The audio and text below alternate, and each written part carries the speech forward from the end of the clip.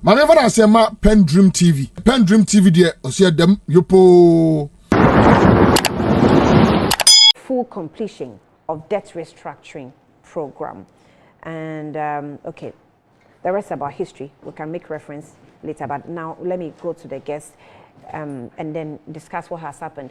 So I'm sure, and Beatrice, I'll start with you because it's your government. The Dr. Bawumia has spoken about this matter some months back, and he commented about the positive signs the economy is showing, and he said you cannot, achieve this feat just after a few months coming into office, and that government is not spending, which even moved the finance minister to come and explain and talk about the fact that you say government is not spending and all. So is this something that this government just want to take credit for, and what exactly are you doing rightly? Okay, thank you very much, Annie. I think the point, or the starting point in all these discussions, is for us to agree that as a people, for the longest time, we must not allow the NPP to have access to state resources, because they've demonstrated in the past 8 years that they do not only lack the administrative capacity to manage the country, they also don't have that emotional intelligence in doing a number of things, and they don't have the country at heart.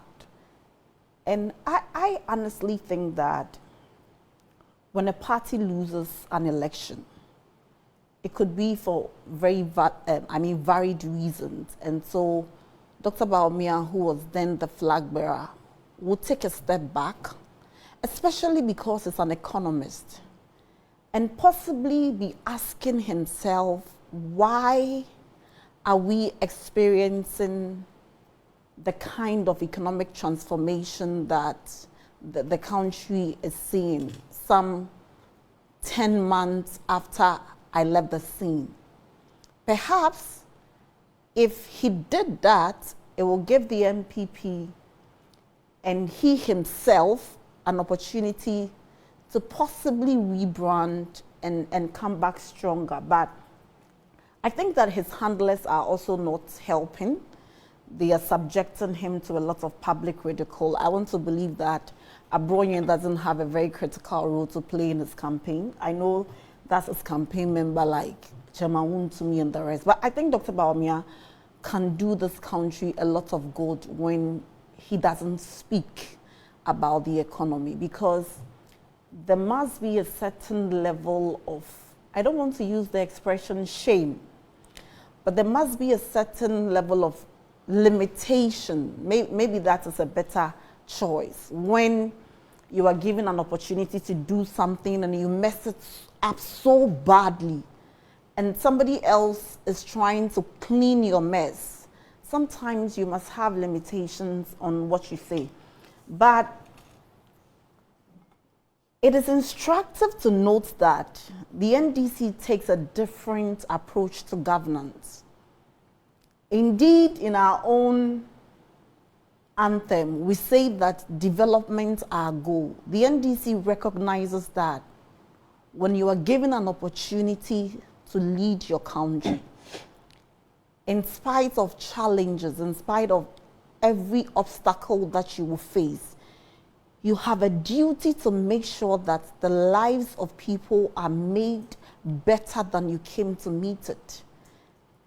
And contrary to the NPP, who believe in property owning democracy, and so look at the mess happening after they exited power. People acquiring properties, 35 buildings at a go. It looks like for them, corruption is now even sexually transmitted. They take the money and then they enjoy it with their spouses. I think their men are very romantic. And so we are seeing a marked departure. On allegations. Yes, but so they are alleged to be very romantic, So we are seeing a marked departure from that kind of mindset where the NPP wanted to grab everything. They were practically running a procurement economy. They were not spending for the betterment of the people. They were just introducing policies and implementing what will not be too beneficial. I can give you an example. So when Dr. Bawumia says that government is not spending, perhaps he's talking about the fact that the NDC government has not sunk some $400 million into digging a hole in the name of National Cathedral.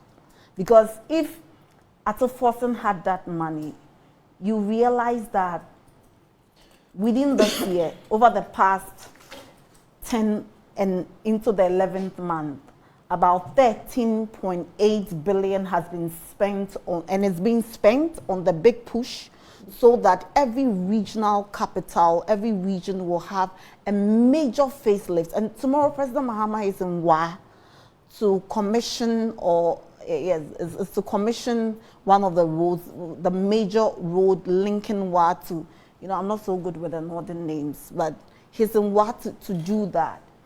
We have also committed over 499 billion to the no fee stress policy.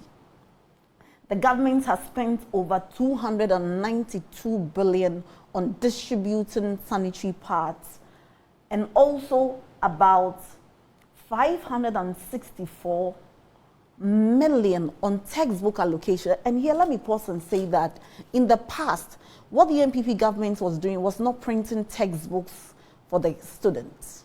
They were printing past questions. You remember the famous Asante Bidietu story, where he and the wife were involved in the Masset scandal. And so we are moving from that kind of, I don't want to say, this morning I'm trying to choose my words well. I don't want to say useless expenditure, but the expenditure that does not benefit the people. And we are actually investing in areas that will stabilize the economy.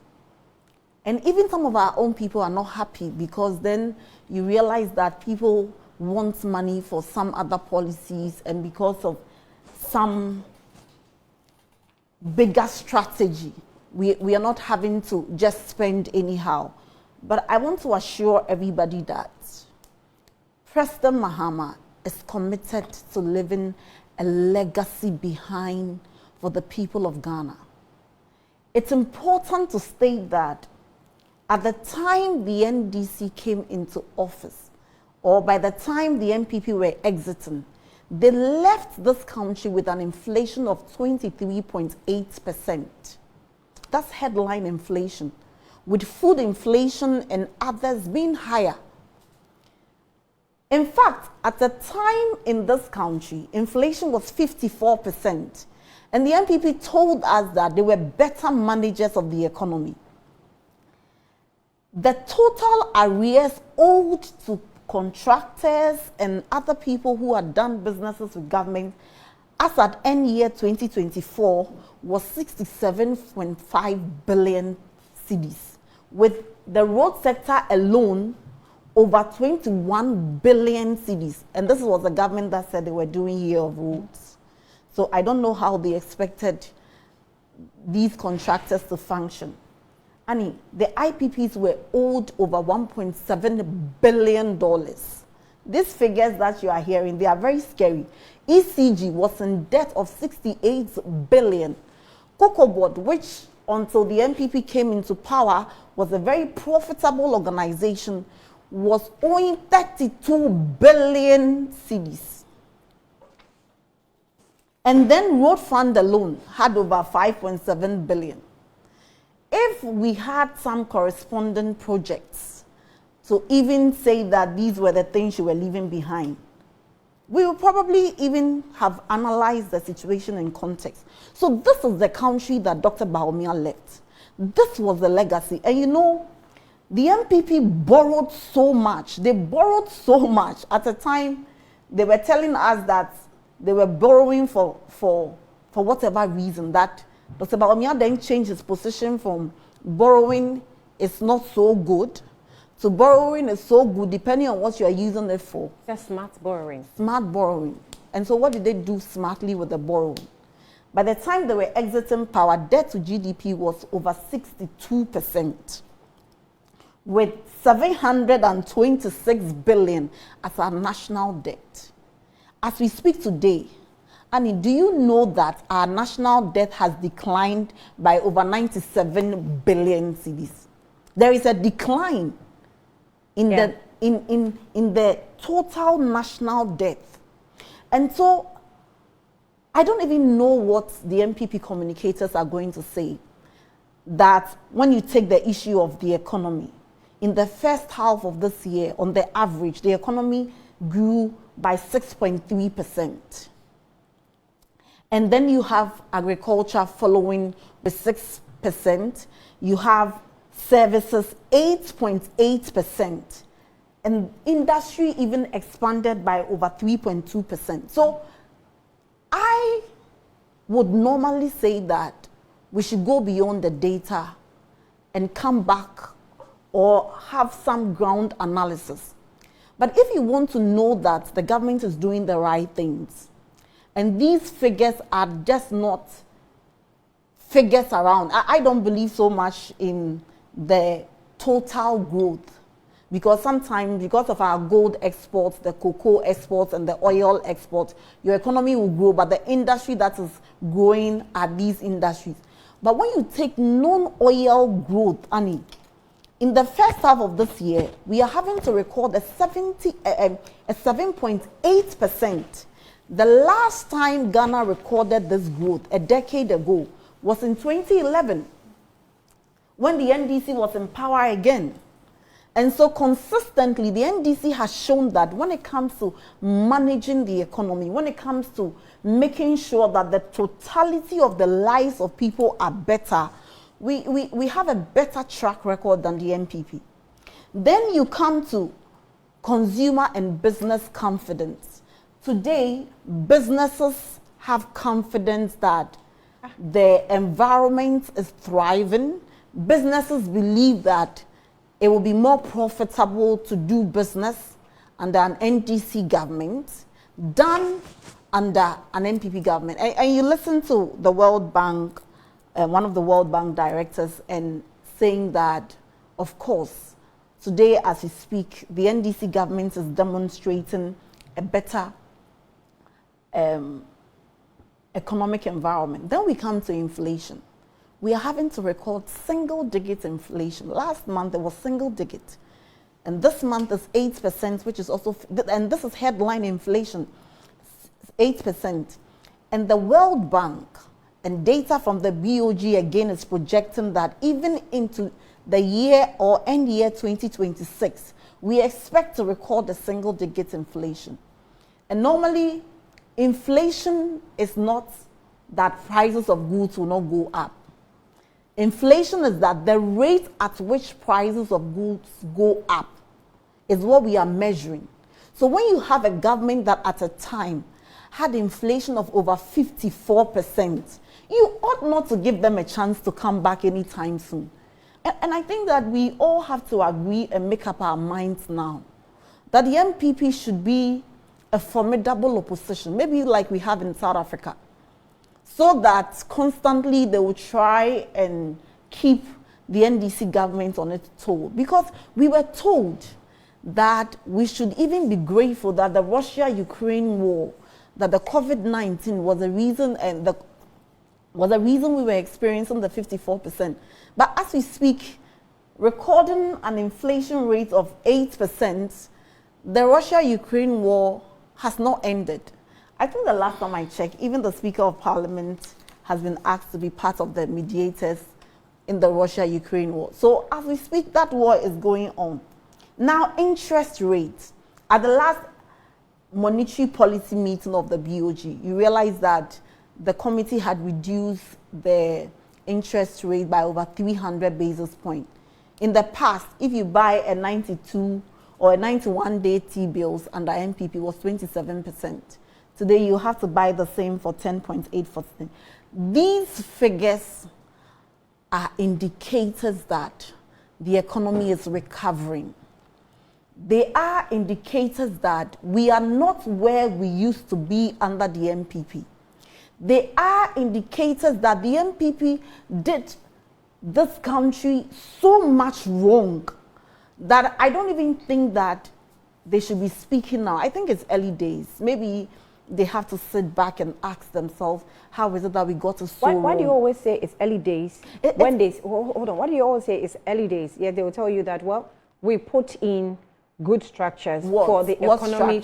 For example, Dr. Bawumia mentioned Gold for Oil program. Please. And he said, if not for the Gold for the Oil program, this economy would have collapsed. Do you know the Gold and for he Oil? Has insisted Do you that know it the is Gold what for Oil Gold program Board has built on today? No, that is not what Gold Board has built on. The Gold for Oil program made losses in almost 50%. That was one of the most shambolic policy in fact, the Gold for Oil program was created so that NPP people will benefit. Simple as that. It was perhaps one of the most useless policies. That's your thinking. Yeah, that's my thinking. You know why? Why would you introduce a Gold for Oil program? For two reasons. One, to stabilize the exchange rate. Two, to reduce fuel prices. And you have fuel prices move from about 4 cedis to 22 cedis. And have dollar move from 4 cedis to, at the last check interbank rates, let me even use BOG rates, 16 cedis. How are you going to tell me that this was a policy? I don't think Dr. Bawumia said that. I think you're setting Dr. Bawumia up for ridicule. He can't make this statement. He said that on the thank you. Maybe you should look for the video because I'll be very surprised if he said this. He said that. I'll be very surprised. So I think that there is something fundamentally wrong with them because they are not looking at the effects of the policy. They are looking at just policy implementation, simplicity. That's not how it works. Well, maybe review means cancel to them, so they can't even review the policies they've made. But one major achievement, and to test the health of the economy that we are discussing, and one of the reasons why even S&P, Moody's, Fitch, and everybody is giving Ghana an upgrade, the reason why our debt stock has reduced by over 97 billion is because of the management of the exchange rate. Today, as we speak, the dollar is trading below 11 cedis. And the moment you say it, you know the NPP's defense. They have two defenses. One, they say that, Bank of Ghana is pumping so much money onto the market, and so that is why the exchange rate is where it is. Then the NPP people, they are so wicked. So they know that all Bank of Ghana has to do was to pump money onto the market. For them to move the currency from 16 cedis to 10.6 cedis and 10.4 cedis, and they weren't doing it. How wicked could they be then?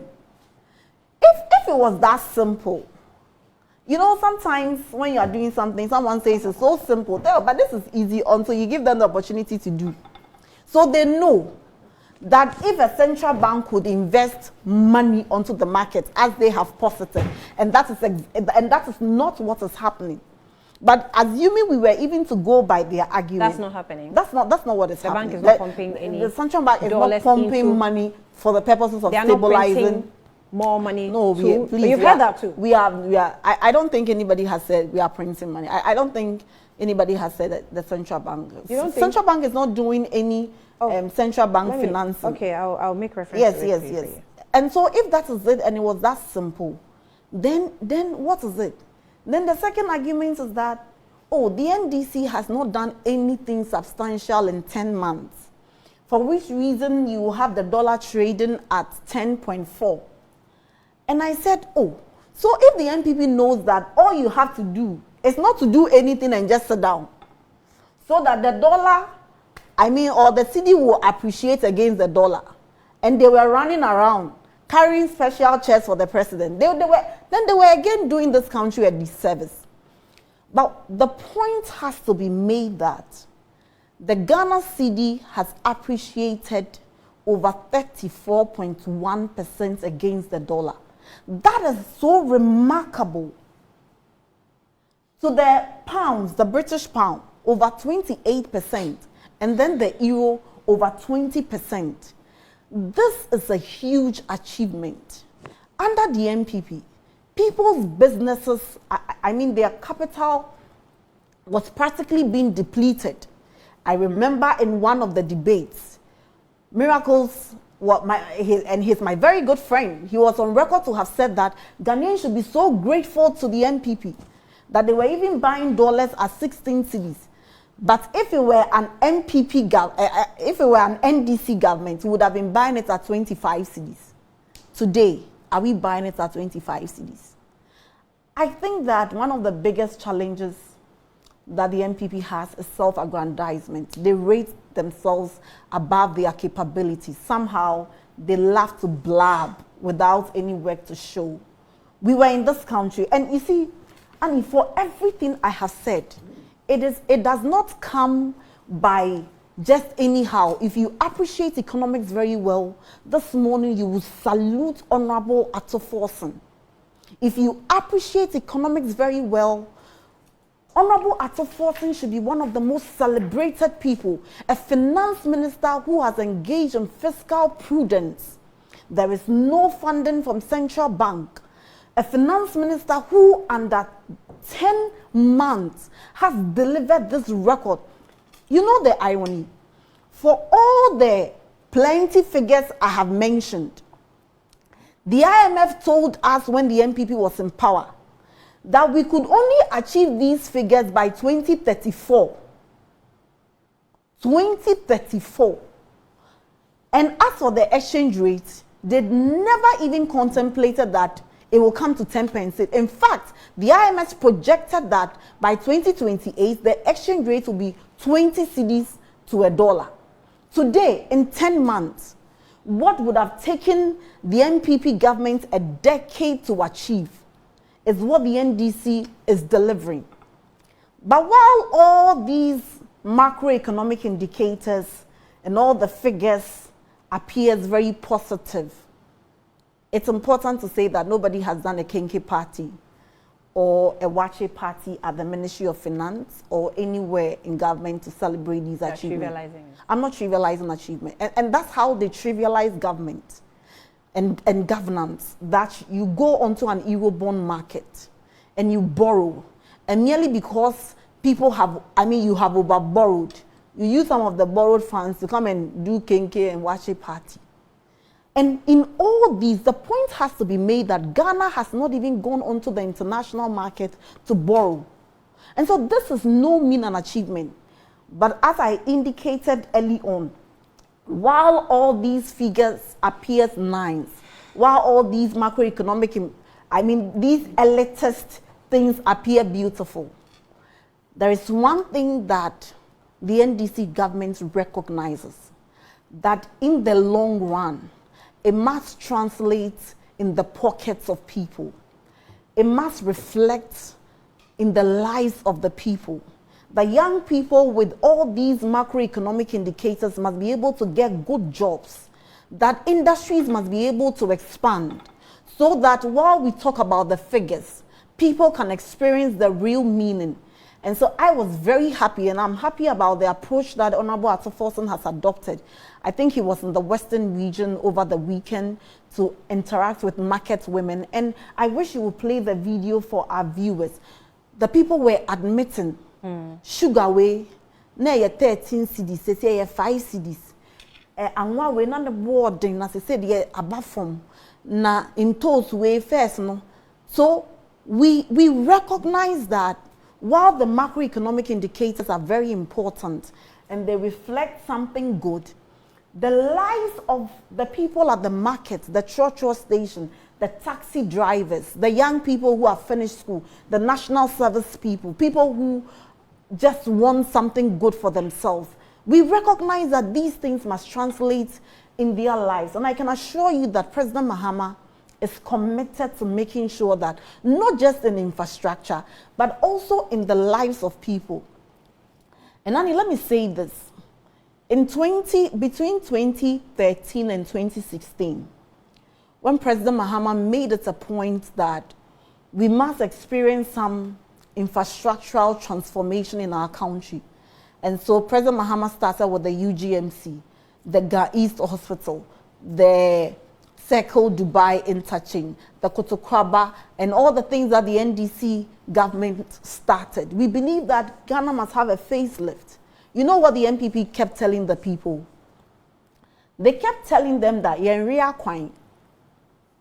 They kept telling them that na usisi ayaresabia na yendidia yɛbɛyɛ den. They kept telling them that, oh, na oyi kwaya kese a na ayɛ den. And so I want to also plead with the people of Ghana that while the NDC recognizes that Rome was not built in a day, we are in the process of making sure that what we experience under the NPP, never again should a people be subjected to that kind of torture. Never again should pensioners, their pension funds be touched. Never again should old people queue for days at the premises of finance ministry. Never again should we sink money in digging a cathedral. Never again should we make corruption so beautiful. Never again should the standard be so low as to say that when people are suffering, they should even be grateful that the suffering is not at a certain level. Okay. So the NDC is committed to making sure that we have a facelift for infrastructure, and that's why the big push. I want to plead with the people of Ghana when the NPP comes to you and say that yenre akwine, yenre ayaresabia, yenre way, please push them away, because a combination of these things are what build a country. Today we talk about the story of Singapore, of South Africa, and some other third world countries that became, even Kenyan here. Okay. They built their nation, okay. and we want the people of Ghana to keep faith with the NDC, to trust the process, and we'll build our nation together. Okay, so I wanted to read this to you just for factual research sake. So it's not just a point I'm trying to make. I'm reading this from the GBC website. It says that former finance minister accuses BOG of printing money to pre-finance gold board activities. Since you said you didn't believe that it was something that was being said by somebody, I was looking for the Annan Dompre write-up. Former Finance Minister and Member of Parliament for Karaka constituency, Dr. Mohamed Hamid Adams has accused the top management of the country's central bank, the Bank of Ghana, of printing money to pre-finance the newly established Ghana Gold Board. So according to him, under the 2025 budget, the John Mahama-led administration allocated $279 million to Gold Board, a new statutory entity aimed at formalizing gold procurement from artisanal and small-scale miners and supporting export traceability. However, despite this substantial budget allocation, no funds were officially disbursed. So speaking at the press conference today, Tuesday, July 29, 2025, in Parliament, the former finance minister alleged that BOG stepped in to fund Gold Board's operations. So even with the noise they made about the Gold Board, including pushing the gold bill through certificates of emergency, the minister has not released a cent out of the $279 million allocated as a revolving fund for Gold Board. And currently, the Bank of Ghana has been pre-financing the gold purchase. This is clear case of monetary financing. And the IMF program frowns on monetary financing, printing money, monetary financing of the government, he said. It's interesting, read, but Dr. Hamid also warned that such financing model violates IMF program conditions and risks reigniting inflationary pressure. Right. Can I respond quickly? So we get into budget. Okay, so you had a whole 25 minutes. So nobody stopped you. You also had more than 25 minutes. I think that you don't expect Lawuratu to say anything beyond what she said, given what the indicators are showing. I don't know how she's able to come to the conclusion that by achieving a 34% appreciation of the Ghanaian cedi against the dollar, it cannot be show working, and that is PR. Is it that when NPP people go to the Forex Bureau and then the banks, you guys buy it at 16 cedis because that's what you want? I think that we have to be honest in our discussions.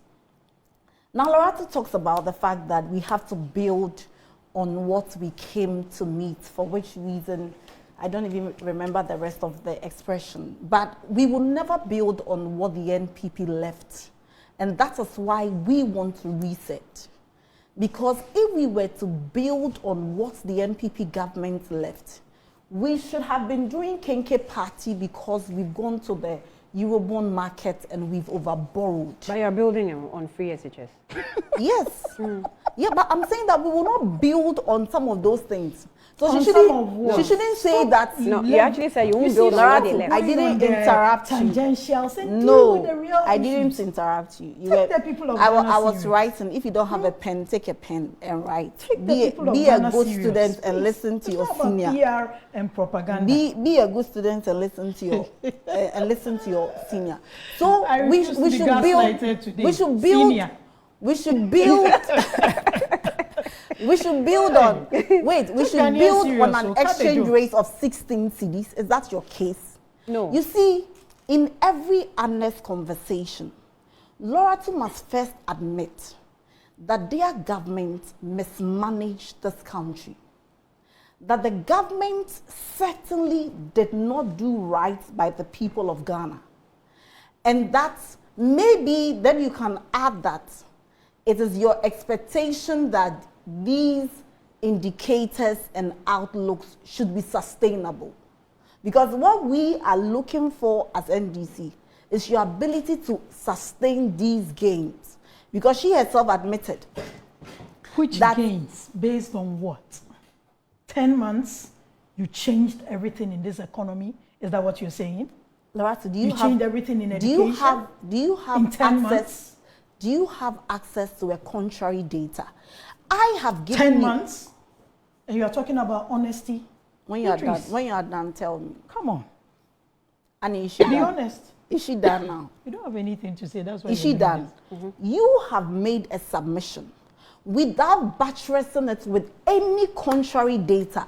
At the time you were leaving office, public debt stood at 726 billion. I have come to tell you that the data shows that public debt has reduced by 97 billion. Where is your contrary data to? It is not enough to say that, oh, be honest. It is not enough to say that that is not what is happening. So what is happening? Inflation is not 8%, so inflation is what? The treasury bill rate is no longer 10.8 and 12.5%, but what is the rate? You ought to be giving listeners and viewers a contrary data so we can enrich the discussion. You cannot merely say that what you are saying, you haven't done anything. What is it that you were expecting us to do in 10 years? That's the reason why she made reference to the policy 1D, 1F. I wanted you see, these because I was coming to respond to the issue of the 1D, 1F, and I see NHIS and size of KK as well. So I have these points I wanted Beatrice, to. if you had anything to say and you were taking the people of Ghana seriously, you should have said what you were saying from your initial post rather than going around and mentioning You NPP. don't, unfortunately, you don't control. I lost count of the number of times she mentioned Law, NPP. unfortunately, I don't law know her doesn't I control. don't know what Beatrice's fixation is with the NPP. I But don't like have I any. said, that's her first love, so it's understandable. That's her what? Are we? I don't even know What's where she that? gets Your those first thoughts. love? Is she done? Why would I love anything? you are a NPP? snitch. Why would I love anything? There is nothing about MPP that is beautiful. Not even their party song. You wish. No, I think she Not is even- rather now trying to gaslight you. No, she in her family, everybody is NDC except her.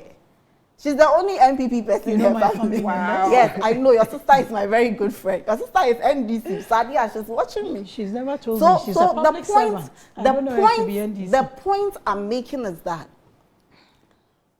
with the issue of the one district, one factory, where is a policy document that they left behind? For which reason a new government should continue? These guys were doing a lot of haphazard things. When we were in opposition, one of the consistent points I used to make was that the NPP took a knee-jerk reaction approach to governance and that they didn't have any specific plan that we want to do this, we want to do this. I remember the here. argument on free SHS. Yes, it What was is a the budget for knee-jerk. free What SHS? And it was- is that? There is no policy document. Even the one district farm factory, You want us to go after Dr. Bawumia. You think we are fixated. The watermelon factory that he said he was doing for his people, under one district, one factory. Is that what you want us to continue?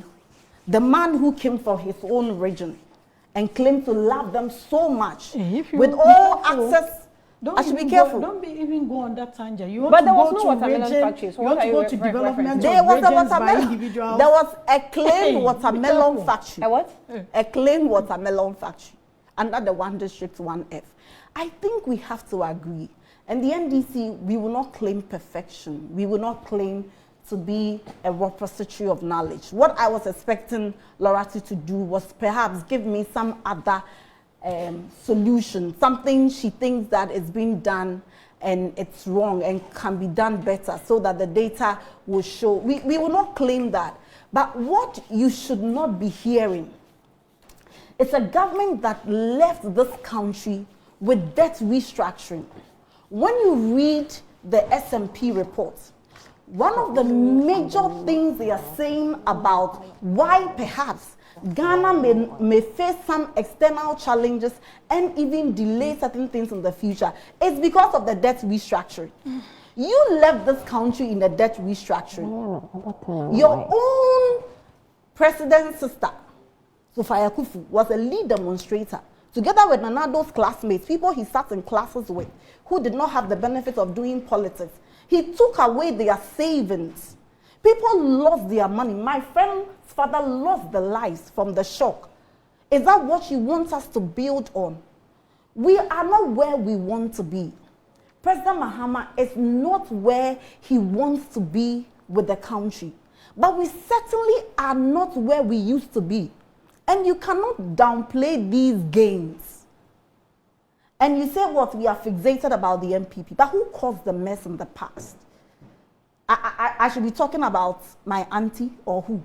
Beatrice, who caused the mess? If you take the people of Ghana serious. Who caused the mess? Let me make my point. Okay, Land, Land, so that we get into the budget. So I want to give her some minutes to also rebut. The next election, you know the bits the way she said when the NPP, people of Ghana, when the NPP comes to you and say they want to govern.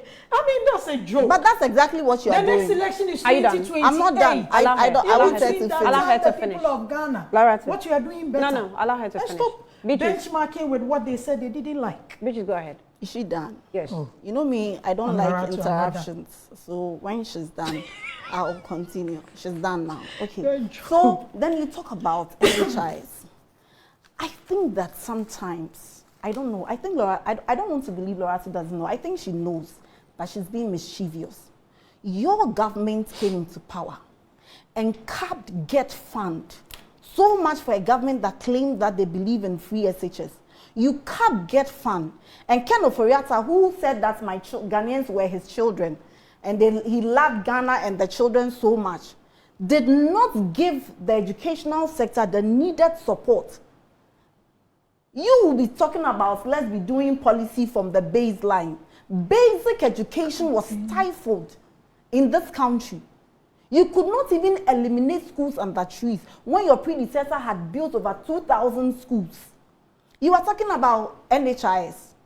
When you were leaving government, NHIS, you left a debt of 9.93 billion. And as I speak to you, the NDC government has paid all that debt. Not even one cedi is outstanding. If there is anything outstanding, maybe October just ended. So what are you talking about? If you cannot give the NDC credit, you certainly must find some other ways of talking about it. But you cannot claim that. I mean, it is the most absurd argument for anybody to say that the NPP did better than the NDC. I mean, it is the most absurd. We can go on in the debate for every monumental achievement that this country is experiencing. From Get Fund to VAT to universities to anything that is needed to make a country great. The NPP doesn't have a say and a history to show for it. Of course, if you are talking about sloganeering, one district, one factory, we are talking about whatever. You came to increase VAT. If VAT was so bad, you moved VAT from 15% to 21.5%. with a cascading What's effect of 22%. communication service tax now? You see, so you cannot, you see, I can understand the difficulty you find yourself because, Annie, you see, when you are in opposition, because Lawuratu says that it's rhetoric, it becomes very easy to communicate. But if the NPP and the NPP government then will put their communicators in the position that whether in opposition or in government, they find it very difficult to communicate. That in itself should tell you the NDC is doing something right. We are in government. And normally when you are in government, it should be very difficult for you to communicate because then people want solutions. People don't want to hear what the challenges are. Today, I can proudly tell you that the NDC government is delivering. And I can go on and on for a government that said that they could not run the country without e-levy and people's earnings have to be taxed, betting tax. They were even taxing a WCA tax, emission tax. They were taxing even insurance, VAT on insurance.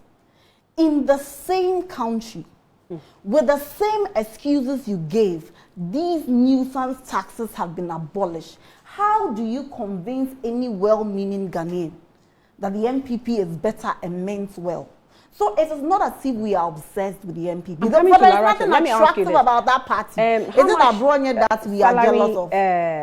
The 9% base increment. How much did you promise to do when you come into power? We didn't promise a percentage because for every time you need to negotiate with them on the basis of the economic outlook. And so earlier in the year, I remember President Mahama himself was in the negotiation, and then recently also there is. So we didn't, and you see, and that's the difference between the NPP and the NDC. We don't, so and that's the challenge. That's the challenge you have had with us, that we don't engage in rhetoric. I'm giving you an example in the north about I didn't over say 100. No, just like I do to her, I'm going to do the same. No. I don't say that you don't engage in rhetoric. We'll finish. I say that when you have policies and you don't brand the policies, we don't have a reason to actually even help you in campaign because we don't know what you're selling. That is what you I'm need saying. to couch the policy for us to understand, so we go along with you. That is why I'm telling you that we take a different approach. As I speak, I don't really know the North well. I'm trying to learn it. But in many communities, I know that over 100 communities have been connected to the national grid. You know why you don't know? Because the NDC takes a certain approach. Because of maybe what I do. Yes, but the NDC takes a certain approach that don't say Operation Community Light and then go and give 10 community lights and then say that national. Because in the long run, it would expose you. And that is why they will lose an election with over 1.7 million. The most abysmal performance, not even when Nkrumah was in. But I was making reference points to something that was said by Mahama in February 2025. That the base pay was going to be increased by 10%. Yes. So there's that argument there. He made that. No, he said 10%. No, he made that promise and said that we were putting in place fiscal measures to help in economic recovery. We don't want to be dishonest with you. By our projections, when our figures and our economy recover, we should be able to do a baseline of 10%. Okay. And so when and that is why it has to be a negotiation. You go for a negotiation, you agree and say that we are doing A, B, C, D. Because one of the main things that they argue with is the exchange rate. So is it an understanding problem, or what exactly is it? I wouldn't say it's a problem. Sometimes it's a matter of perspective. When you look at organized labor, one of the main things they use in negotiating is the exchange rate. Okay. That because the dollar or the CD to the dollar is so high and they have to pay rent, they have to buy food and food prices are high and all that, you have to increase to meet it. And so invariably, if the exchange rate has been managed well, and like the market women are telling you, my mother is a market woman as well, they are telling you that food prices are coming down. I think that organized labor would empathize with government. What organized labor did he want to do in the past was when government officials were so comfortable. You had 126 ministers with so many whatever, with everything amiss. Then you tell them that you have money to dig a cathedral, but I don't have money to pay you. That they will not take. Okay. But they have seen the prudence on the part of the NDC. They have seen how committed President Mahama is to building this country. And I can assure all, I don't want to say my good friend All and Sandra, but I can assure everybody that the NDC government is committed to making the lives of people better. We recognize that young people need jobs, and so these figures must translate into jobs. We recognize that many people want accommodation, and so rent prices must come down. We recognize that they are very basic necessities of life that many people are still struggling with, and that is not lost on us. It is the reason why Dr. Bawumia is even complaining that the NDC government is not spending anyhow. Okay, let me... So when Beatrice starts talking about nuisance taxes, and I keep telling her this, sometimes she needs to ask her seniors what happened between 2012. Were you there when Ghana gained independence? No, 2000. Were you there? Did you ask Nkrumah? In 2016. Did you ask Nkrumah how Ghana gained independence? Nuisance taxes. This was a government that put 17% on financial services, 5% on real estate. They are back.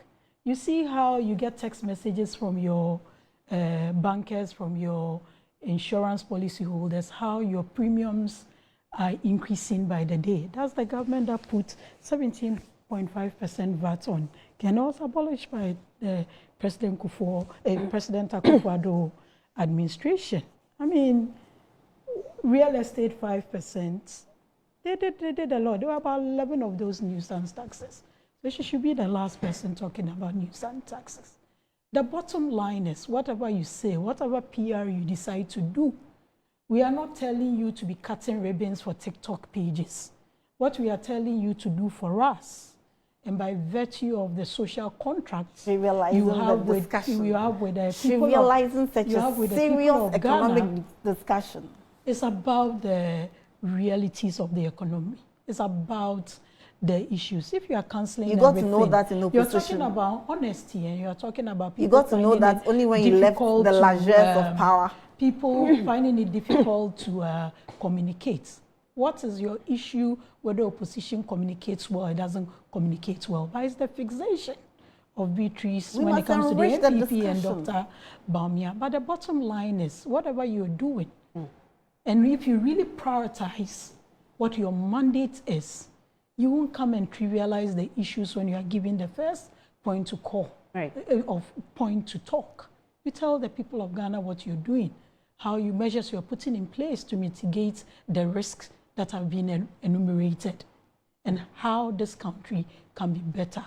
As for the propaganda that they do and the PR they do, it's becoming obvious. Their karma visited them too early because the way they spoke, and they've really proven to us that Kasa Yemframa, because the things they said prior to 2024 election, and 10 months into what did we say that we are not doing? 10 months into your government, what did we say? PR and propaganda. We can only wish them well. No. And like I said, Annie, I want to challenge Lawuratu. I want to challenge Lawuratu. Challenge yourself, to my dear. Tell me what is it that we said that we are not doing. I want to, no, you can't just make a sweeping statement that's what. Challenge yourself. I challenge you to tell me what we said. How the water I buy will not come at a higher cost. And we said we are going to reduce your... I buy will have the quantity commensurate to inflation rate and the realities. Those are the real issues we are talking about. As for what Dr. Bawumia did, as for what the NPP did, we can, like I said, we can talk about these issues, what government didn't do well and didn't do right from 1992 till now. So for food prices, even if the prices have reduced, the sizes of Bangkok and let's and Kenke has reduced. The real issues, how you're going to make it better. We will be back. We'll be back shortly. We'll have a few minutes to touch on the budget as we prepare to hear the finance minister. And then Bafuboni is happening today. When I say Bafuboni, the new Chief Justice is going to be vetted today in Parliament. Like I said, you saw the pop-up on the screen. Myself and Kwesi Afriye will sit in as we bring you a live preview of the program from. PENDREAM TV. Now, so far so good. Say open online portal e Ghana. Nipa share, nipa follow, nipa comment here. To my best of knowledge, without any biases, PENDREAM TV.